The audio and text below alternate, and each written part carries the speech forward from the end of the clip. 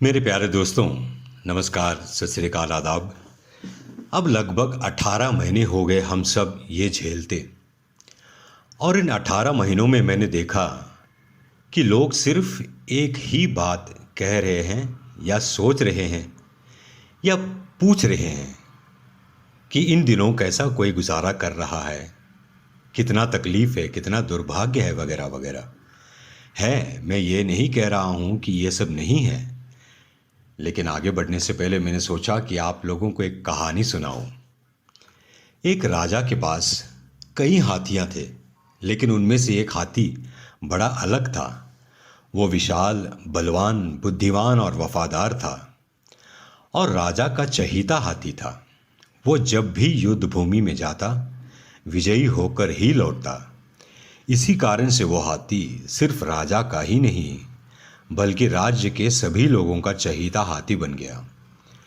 वो हाथी एक दिन झील किनारे पानी पीने चला गया, और अचानक उसका पैर वहां की गीली मिट्टी में फंस गया, और वो बड़ी तेजी से फंसा जा रहा था। वो अपने आप को बाहर निकालने की कोशिश कर रहा था, पर हर बार नाकाम हो रहा था। इतने में राजा का एक पुराना मंत्री वहां से गुजर रहा था, और उसने उस हाथी को पहचान लिया कि यह तो राजा का चहीता हाथी है। हाथी को इस हाल में देखकर वो महल की ओर भागा और राजा को यह खबर दी कि उनके चहीता हाथी बड़ा संकट में है। राजा अपने साथियों को लेकर झील किनारे पहुंचे, और अपने योद्धा को इस हाल में देखकर बड़ा दुखी हुए।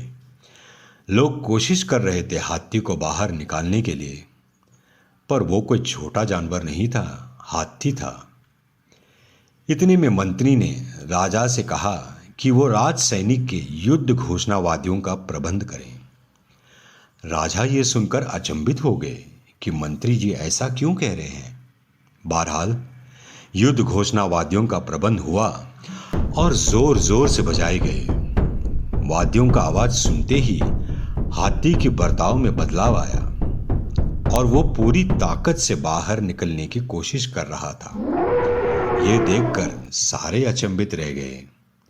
कुछ देर पहले हाथी में बिल्कुल ही ताकत नहीं था, बस इतना ही जरूरी था कि उसमें साहस भरनी थी, और काम हो गया।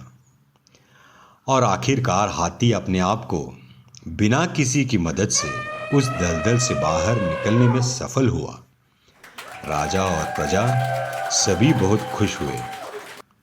जिंदगी में उत्साह बनाए रखने के लिए इंसान की मानसिकता और सोच हमेशा उद्देश्यपूर्ण होना चाहिए, और निराशा को अपने ऊपर हावी होने न दें।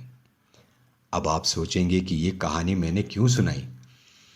जी हाँ, कहानी का तात्पर्य यही है, आज के इस चुनौतीपूर्ण समय में हम सभी को एक दूसरे में उत्साह भरने की जरूरत है।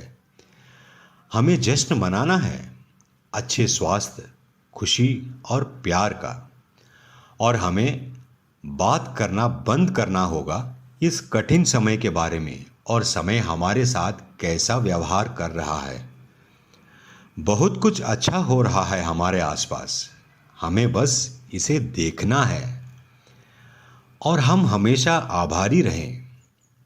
सुनिश्चित करें कि युद्ध घोषणावादियों को बजाएं, युद्ध की घोषणा करने के लिए नहीं, बल्कि इस कठिन समय पर विजय पाने की घोषणा करने के लिए। चलो आगे बढ़ते रहें, और हम जरूर जीतेंगे। धन्यवाद।